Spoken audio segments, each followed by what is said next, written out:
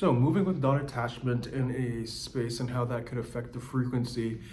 Um, yeah, so if you have less dense vibrations in your frequency, um, that could influence the space a lot. So the way I see it is it's almost like a Wi-Fi signal that we send out. So um, if you walk into a space, you're going to be affected by the energies of that space, almost like they're your own. That's what how your body will translate it. It's going to feel very much so like you're not to the untrained energetic field. You could take on these emotions and these feelings as your own. And the highly sensitive people that are here on Earth at this time, they actually, a part of their mission and assignment is being able to transmute these frequencies. And the only way to transmute these frequencies are to actually feel them all, and then create a path of transcendence within yourself, or having the power to not attach to them and raise above them. And then you'll be sending and broadcasting a new Wi-Fi signal or like frequency that kind of is like a bridge from that low icky feeling to a more transcended relieved state. And the souls came here on that mission to kind of like raise the vibration in that sense. They're seen as tough souls because they knew that it'd be capable, it'd be something that's doable. But it's still pretty rough and icky and gross because like we're feeling all those feelings that of like the despair, the ickiness, the thick molasses, like I don't want to go nowhere, I don't want to be seen by no one type of nasty feeling as if it's your own. But then we every day, we have our way of like flipping it and going. So in that sense, our souls are seen as pretty tough and like bulletproof on in the spirit realms, to be these system busters in a sort of way.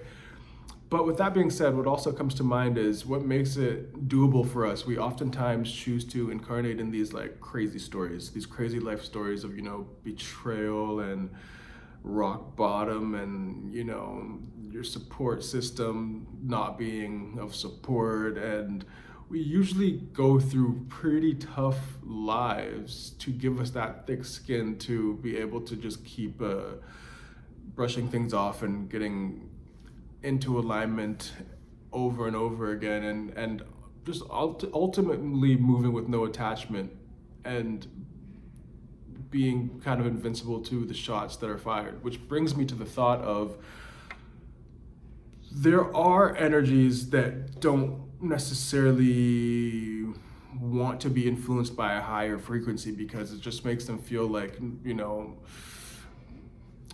uncomfortable, or they have been feeding off of the lower energy for so long that when someone that comes to like shake up the system, a systems buster per se or whatever, is in the atmosphere, they could want to just knock you off your balance because they were thriving in that environment with people kind of feeling not as secure or sure, or just there are energies that thrive off chaos essentially. And you could have the most pure intentions to just uplift a space, and just you might not even have one damn thought in your head other than just to be present and make people feel good and seen and just explore life. But even that is enough to trigger a lot of these lower frequency beings into wanting to throw you off your center, wanting to implant some negative thoughts and frequencies just so you're brought to their level, so you feel like them, that anxiety, that bugging, that tripping out feeling. So it's something to be aware of and to be cautious of. But then again, it's also not to be fazed by and not to be scared of at all, because sometimes it does feel quite insidious if you're just, trying to be cool,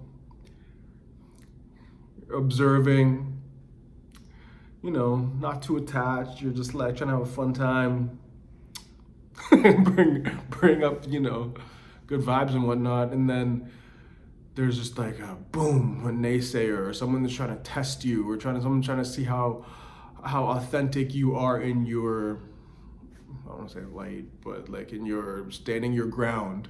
They want to test your aura. Oh. They want to test your aura. Oh my gosh.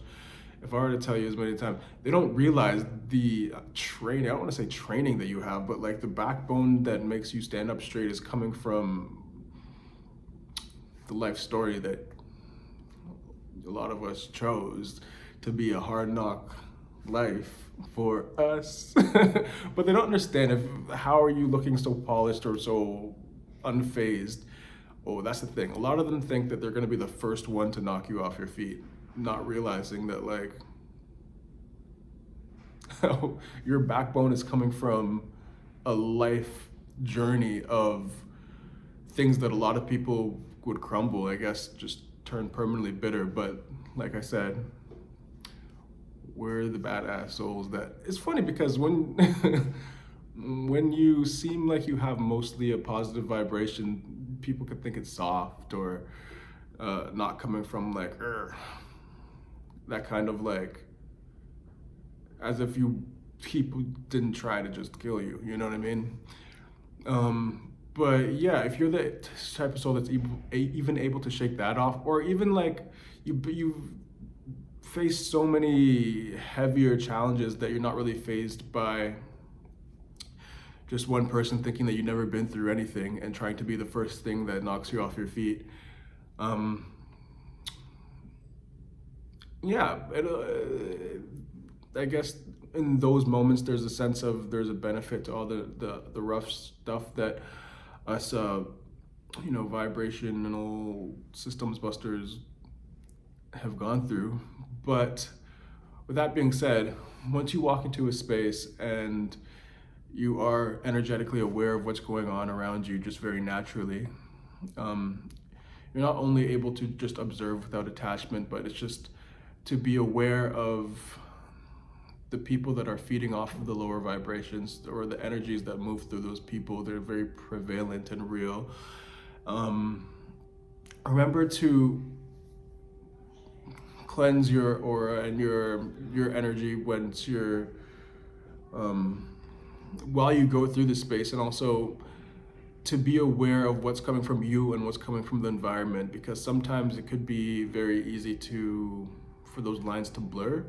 So there are many pros and there are many cons in that sense. The cons being sometimes the energies could really just feel like your own. If you're walking a whole crowd of, especially if everyone's tired or it's like, a dominant energy, a dominant vibration. But then again, the opposite could also happen if everyone's feeling a higher vibration. If you're traveling, if you're around, I used to teach kids. I remember when I'd wake up in the morning, I felt like an espresso shot, how present they are in the moment.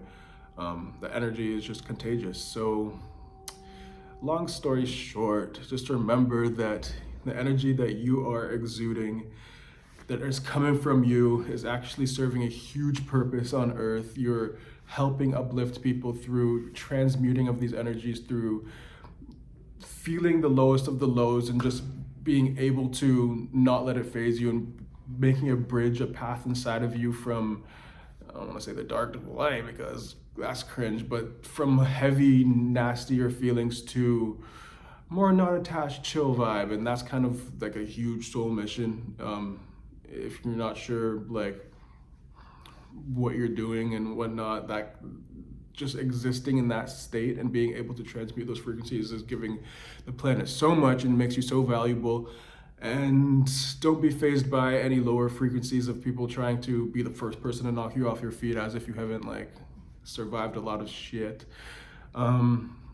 Just wanted to have a friendly reminder of the pros and cons in the energetic sense, and being energetically sensitive, and just putting a little map out there to help people see things a little more clearly, give them a little bit of sanity in what they're currently experiencing, and just a reminder that you're a badass for not cracking, not showing signs of what you've gone through, and it honestly gave you an armor that's making you, you know, levitate over these hoes, you know what I'm saying? Stay beautiful, stay conscious, and keep shining. Until next time.